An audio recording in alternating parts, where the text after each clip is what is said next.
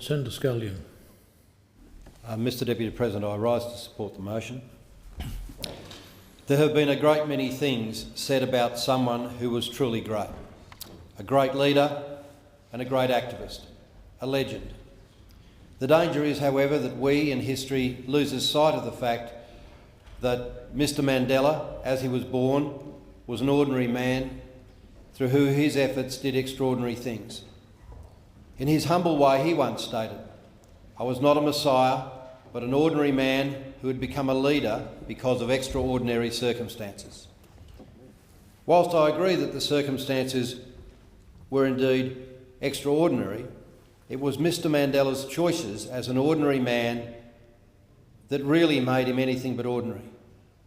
That is the legacy that he leaves behind, believing in something and continuing to pursue those beliefs, even at an extraordinary cost to himself, and that's what made him great. And it was an ordinary man who suffered in prison on Robben Island, who must have had moments of doubt, who must have been wondering whether it was all worthwhile during what could only have been described as a lonely and desolate time of his life. As the years dragged on, he refused offers of release because they were subject to conditions that he couldn't accept. No doubt, like ordinary men, he would have questioned his position and whether the overall goals were worth the loss of life and uncertainty that characterised South Africa at that stage.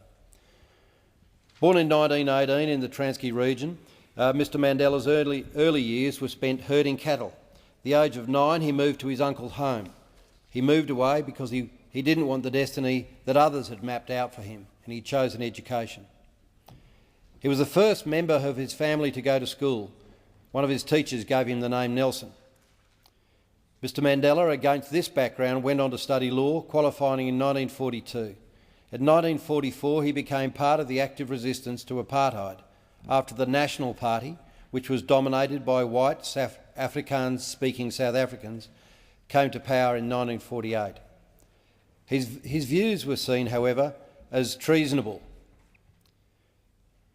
It should not be forgotten that Mr Mandela committed his presidency to pursuing national reconciliation, delivering a new constitution among wider legal and social reforms. Importantly, he established the Truth and Reconciliation Commission, which spent 2 years hearing the stories of those who persecuted under the former regime and amazed the world by offering amnesties and forgiveness to those of their persecutors. As a president, Mr Mandela also has his detractors. His attempts to engage the wider South African population put a number of his ANC supporters and friends offside.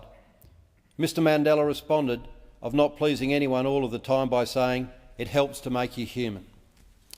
If I can just finish by repeating that great slogan used by Mr Mandela himself: "The common ground is greater and more enduring than the differences that divide."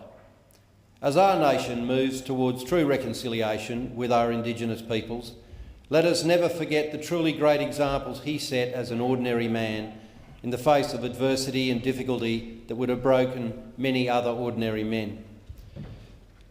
Rest in peace, Mandela. You have fought a great battle on so many levels, and humanity will continue to pay tribute to you into eternity.